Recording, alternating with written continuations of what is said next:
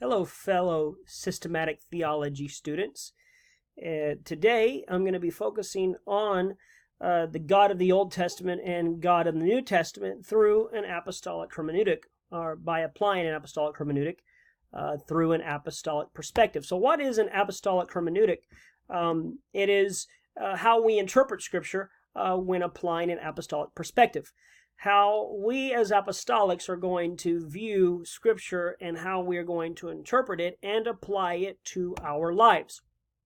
Not only am I going to use an apostolic hermeneutic for this particular study, but I'm also going to use a Judaistic hermeneutic because I'm going to be looking at the Old Testament through the eyes of the Hebrew, how the Hebrew would view God and their perceptions of Him. And so how does the Hebrew view God? Well, according to Jewish heritage, the Hebrews believed in one God. They knew that there was only one God. They taught there was only one God. They raised their children to understand that there was only one God. And everything they did was with the understanding that there is one God. So they established a oneness theology through a monotheistic approach to God.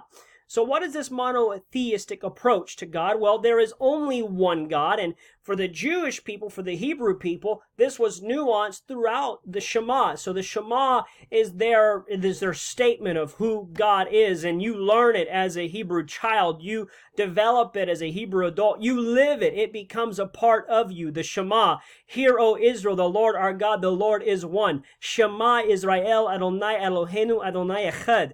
We understand, according to Jewish perspective, Hebrew perspective, that God is one. There is only one Lord. There's only one God, and they served Him. Well, in the Old Testament, who was this one God? How is this one God established? Well, the one God of the Old Testament is first of all established in YHWH, the unpronounced name of God, and then again at the burning bush with Moses, whenever Moses inquires of the burning bush, who do I say sent me? And the burning bush responds, I am who I am, and this becomes the sacred phrase of God, okay? Both of these, the YHWH, the unpronounced name of God, and the I am that who I am, you really don't know who that is. But for YHWH, this unpronounced name of God usually occurs in the Bible in connection to Lord. Anytime you see a capital L on the word Lord, it is usually applying to YHWH, the unpronounced name of God. And once again, I am who I am.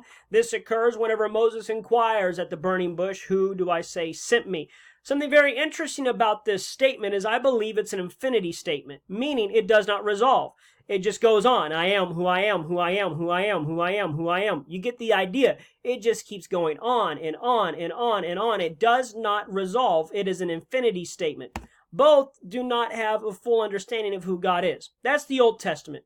Moving into the New Testament approach to God, well, in the New Testament, there's still Hebrews, so we're going to have a Judaistic approach. But then also there is the early church, followers of Christ, the apostles, which then provide us the apostolic approach. First of all, the Judaistic approach in the New Testament view of God is they still believe that YHWH is God, and they're still waiting for their Messiah to appear. They're praying, they're believing, and they're still hoping that one day Messiah will come and deliver them. Now, the apostolic New Testament view of God is a little different because the early church believes Jesus is God. All right, and Jesus reveals that He is the name of God. He also resolves the name of God. All right, so those two instances, YHWH and I am who I am, Jesus deals with both of these statements and helps us understand who in fact YHWH is and I am who I am is. Who is the God of the Old Testament? And so in a conversation in John 20 verses 26 to 28 between Jesus and Thomas, He says to Thomas, Thomas, put your finger here and see my hands. Reach out your hand and put it into my sides. Stop doubting and believe. And Thomas said to Him, my Lord and my God. And in this statement, Lord is capitalized, meaning here is Thomas calling Jesus Kyrios. He's calling Him YHWH in connection to Theos, which is deity. He understands in that moment that Jesus is the Old Testament God of YHWH. And then here in a conversation between Caiaphas and Jesus as He stands upon trial, and Caiaphas asks Him and says, are you the Messiah, the Son of the Blessed One? And Jesus responds, I am. and you will see the Son of Man sitting on the right hand of God. And here, at this response, Caiaphas rips his robes in a violent torrent, and he cannot believe that Jesus just said, I am. But Jesus didn't just say, I am. He just wasn't admitting his guilt, but he actually said, ego eimi, meaning I am who I am. In that moment, Jesus was professing to Caiaphas that I am your God. I'm not the God of the Confucius. I'm not the God of the Buddhist. I'm not the Roman God. Caiaphas, I am your God. I am who I am, the God of the burning bush. And in that moment, the unresolved name of God, I am who I am, who I am, who I am, who I am, is resolved in that moment with Jesus as he says, I am who I am, Jesus. Here, Jesus is God. There's no doubt about it. He is YHWH revealed to Thomas, and he is I am who I am there in front of Caiaphas as he's on trial, proclaiming himself to be YHWH and ego eimi, or I am who I am of the Old Testament. But it continues on in the New Testament through the story of Saul and Paul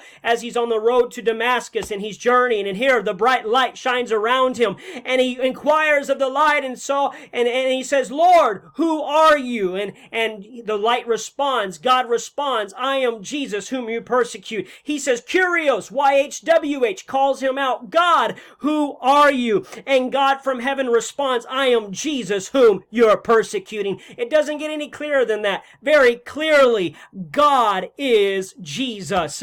Jesus is God. So Jesus in the Apostolic Hermeneutic, what does this look like? Jesus, through the application of an Apostolic Hermeneutic, is the God of the Old Testament and the God of the New Testament. Jesus is God.